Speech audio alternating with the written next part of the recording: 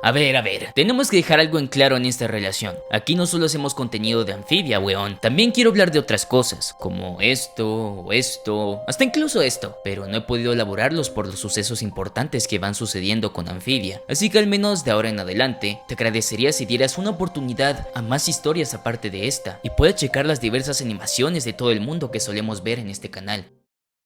La familia se está preparando para su viaje al último templo, y por consiguiente, Newtopia de nuevo. Así que andan preparando los suministros en el wagon, pero Polly se hace la huevona usando la excusa de que no tiene piernas, mientras está haciendo carrera por Microangelo, en su carruaje que ganó aquella vez regateando precios que vimos en este episodio, sí o sí. Así que para que no ande flojeando, su abuelo le encarga que vaya a la zona subterránea, secreta de su hogar para recolectar unas cuantas armas, mientras más, mejor, para lo que se pueda venir en el siguiente templo. Ya sabes, ese lugar donde había sin fin de criaturas y trampas que vieron en la temporada 1 y que demostraba que la familia Plantar son más que simples granjeros. Este episodio tendrá dos tramas bastante sencillas, pero que es genial ver cómo se lleva bien en tan poco tiempo, siendo el primer plot el encargo que le da Buhop a Bessie de cuidar a Microangelo, este joven y hermoso caracol. Siendo ella una caracol más experimentada, queda encargada de cuidarlo mientras los demás terminan de alistarse. Ahora, el segundo mini plot en este episodio va sobre cómo Anne ya necesita uno mejor en su equipo según Marcy, o sea que puede cambiar parte de su apariencia a cambio de tener mayor defensa, siendo algo que a la joven Anne se le dificulta, ya que le gusta estar con su atuendo predeterminado y estar sin un zapato, como es de costumbre. Pero la marciana tiene otros planes, así que decidió llamar a uno de los mejores armeros de Newtopia, Bernardo, para darle un cambio de imagen a la joven Anna,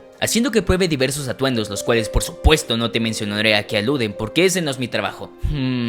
Bueno, quizás sí mencionar algunos pocos no está de más.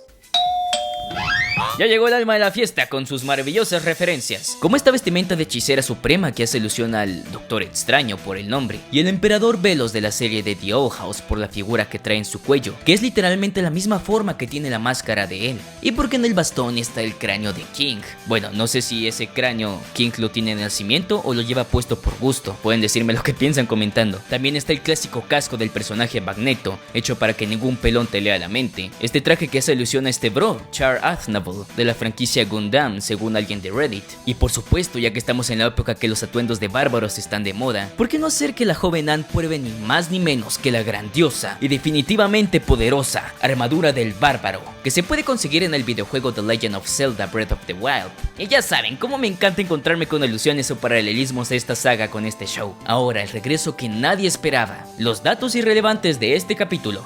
Esta es la 9ª vez en la que Anne tiene un flashback de su tiempo en la Tierra. Bueno, parece literalmente un bombón el diseño de la cabeza de la Anna. Cuando encierran a Bessie y Microangelo le mira desde afuera, me recuerda un montón esta escena en la película de Dumbo cuando el pequeño elefante ve a su madre encerrada. Creo que me he olvidado de los caracoles, así que regresando con ellos, Bessie tiene muchos problemas con el joven Angelo, ya que le gusta andar husmeando por aquí o por allá, provocando posibles momentos fatales como el casi caerse por un pozo o ser machacado por Mr. Frobo y su hacha. Esto provoca que Bessie se harte y ponga en su lugar al joven. ¡Eres Tayelito, Tulio! Aunque he de decir que me da gracia cómo Bessie utiliza sus tentáculos inferiores como si fueran brazos, siendo estos tentáculos encargados de percibir olores. O sea, los caracoles lo usan para olfatear. Al final, por un descuido, casi todos terminan explotando y el pequeño Angelo casi secuestrado por una criatura voladora. Pero gracias a que Bessie logra escapar de su encierro, ella y Angelo logran evitar la explosión y reforzar su relación. También la joven Anne nos cuenta el por qué no decide cambiar su imagen, siendo un momento bastante importante tanto en la serie como en el desarrollo de nuestra protagonista. Ella se siente conforme con sí misma al ver su reflejo, finalmente feliz de quien se está convirtiendo, siendo un bonito detalle que me encanta de esta historia, el hecho de que nada está ahí por gusto, todo tiene continuidad y tendrá alguna función más adelante. Aquí de algún modo hasta los episodios donde no ocurre mucho ayudan a la trama, todo al fin y al cabo aporta algo. No por nada aparece Microangelo, no por nada este señor hace crecer tulips, y no por nada ya no vemos más episodios enfocados en cómo Anne hace alguna fechoría y debe aprender de ello. Y si le gusta seguir viéndose con su uniforme y sin un zapato, ¿quiénes somos nosotros para cambiar eso? Al menos, Anne tendrá un ligero cambio que probablemente le sea útil más adelante. Su nueva pechera o peto, bueno, mejor digámosle coraza, probablemente le ayuda a protegerse de algún ataque fatal. Y así, acabamos con este episodio. Este episodio empieza con un flashback, en la que podemos observar cómo se conocen nuestras humanas favoritas de esta serie, bien jovenzuelas, bien frescas, dando información bastante interesante como el hecho de que Sasha desde joven ha mostrado esa actitud de ayudar a su manera a la gente cercana para ella, siendo en este caso confrontando directamente a las adolescentes malhechoras. Ahora con una transición regresamos al presente, con el buen Joe Sparrow mostrando quién es el más fuerte de aquí, llevando ahora sí a todo el equipo y al pesado Mr. Frobo al último templo. Claramente llega exhausto por tremendo viaje. Grande señor Gorrión. Ahora un pequeño dato irrelevante. Me pregunto si expandieron este asiento porque recuerdo claramente que no todos encajaban en este sofá, así que me imagino que lo expandieron o les valió la continuidad e hicieron más grande el asiento sin ningún cambio. Al llegar, la caja de la calamidad muestra la entrada hacia el templo a lo más puro estilo del Señor de los Anillos, según este usuario de Reddit. Así que la pandilla entra a este templo comenzando con la primera prueba, siendo esta el tener que pasar por un camino bastante cerrado con criaturas que nadan sobre la lava, las cuales debes golpear con martillos ultra pesados, siendo esta otra bonita referencia al juego de Legend of Zelda Ocarina of Time, cuando tenías que utilizar el martillo Megaton en la batalla contra la criatura lava dragón Volvagia, o era Volvagia.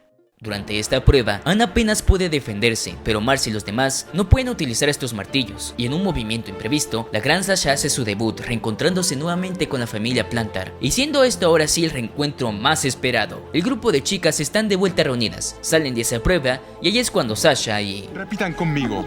Mugre, mugre, mugre, mugre. aparecen para disculparse por lo ocurrido, o bueno, únicamente Sasha, mostrando palabras sinceras pero al mismo tiempo utilizadas para persuadir al grupo, por razones que platicaremos más adelante. Llegan a la siguiente prueba que es bastante directa sin trucos de por medio, como si estuviera hecho especialmente para Sasha por la manera en la que se puede leer los textos, así que ella muestra nuevamente su fuerza y se abre esta puerta, que literalmente sobre la misma está escrito Strange o Fuerza. Ahora sí que sí, llegan al cuarto final, y por supuesto, la última prueba, en la que deberán enfrentarse contra un golem mamadísimo, sin una tarea bastante compleja. Sin embargo, tendrán el inconveniente que la gravedad será aún más fuerte que antes, provocado por este mismo golem, haciendo que todos en un inicio estén abatidos por el aumento de la gravedad. Aquí podemos observar el cómo Anne aún desconfía de su camarada Sasha, por todas las cosas malas que ha hecho con ella desde siempre, siendo algo que la joven Sasha tiene en claro, pero a pesar de todo, también cosas buenas trae la camarada, como ser alguien valiente, con coraje y que nunca se rinde para lograr sus objetivos, sin un arma de doble filo. Pero bueno, al final Sasha consigue el coraje para luchar, quitándose su armadura, y como si fuera aquella vez en la que Goku tenía que luchar contra Shin-Han y se quitaba su ropa ultra pesada de entrenamiento, aquí sería lo mismo pero con la armadura de Sasha, ahora más ágil y letal. Sasha esquiva los madrazos del golem de una manera bastante genial.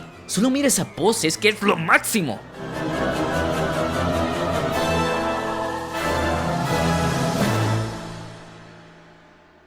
Ahora sí que sí, se completa la última prueba para dar paso a la recarga de la última piedra barra diamante gema, como se diga. Y como es de costumbre, aquí se drena por completo el color de la misma en los ojos de Sasha, cargándola completamente, aunque en este momento se muestra algo bastante interesante, siendo esto la muestra de una serie de símbolos regados por el suelo del cuarto cuando esto sucede, que ha dejado incluso a los fans de lore sorprendidos, ya que piensa que al parecer todas estas letras de aquí podrían ser un cifrado, como en Gravity Falls. Sí, al parecer la paranoia de creer que todo tiene algún mensaje oculto acaba de llegar, así que de momento nos quedará esperar ver si se obtiene algún significado más adelante.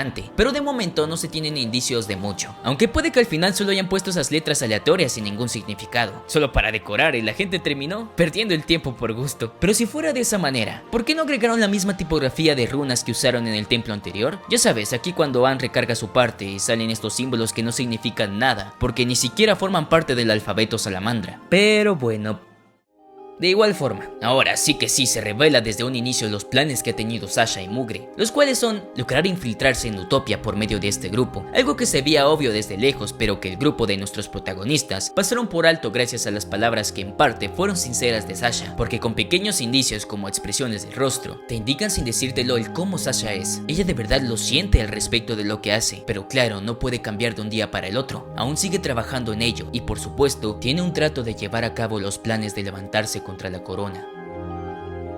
Recuerda compartir este contenido a quienes creas que le pueda interesar, o simplemente comentar qué es lo que te ha parecido la serie hasta ahora. Si deseas ver el proceso sobre cómo hago estos videos desde inicio a fin, o juego alguna que otra cosa, o simplemente platicar conmigo, puedes checar mi canal de streams. Normalmente estamos en vivo los martes y fines de semana durante horas tempranas, y ahí puedes apoyar a tu manera el contenido que hago. Ten una agradable semana y disfruta todo lo que hagas.